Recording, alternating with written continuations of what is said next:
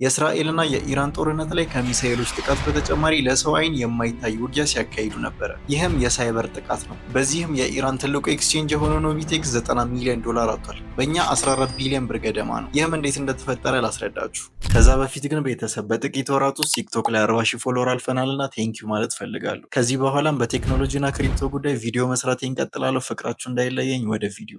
ይህ ስርቆት ፕሬደትሪ ስፓሮ በተሰኙ የፕሮ እስራኤል ሃከር ግሩፖች የተካሄደ ነበር። ምክንያታቸውም ኖቪቴክስ ሽብርተኞችን እየደገፈ ነው ሲሉ ገልጸዋል። እናም ገንዘቡን ሰርቀው ለራሳቸው ከመዋል ይልቅ በርን ያደረጉት፣ ማለትም ማንም አክሰስ ማድረግ ወደማይችለው ዋሌት ነው የላኩት። ይህ በእንዲህ እንዳለ ኢራን በእስራኤል የሚገኙ ሴኩሪቲ ካሜራዎችን ሀክ በማድረግ ሰፈሮችን ለተሳካ የሚሳኤል ጥቃት ስትሰልል ነበር። ይህ ብቻ አይደለም። ጦርነቱ የጀመረ ሰሞን እስራኤል የሚገኙ ሰዎች ስልክ ላይ የተሳሳተ መልእክት በማስተላለፍ ዜጎቹን ከመጠለያቸው እንዲርቁ የሚያደርጉ የተሳሳተ መልእክትን የያዘ የሳይበር ጥቃቶችን ስትዘነዝር ነበር። እነዚህ የዲጂታል ጥቃቶች የኢራንና የእስራኤል ጦርነት አንድ አካል ናቸው። የእናንተን ክሪፕቶ ዋሌትና ካሜራችሁን ከሀከር ስለመጠበቅ ከፈለጋችሁ የፎሎ ምልክቷን ተጫኑ።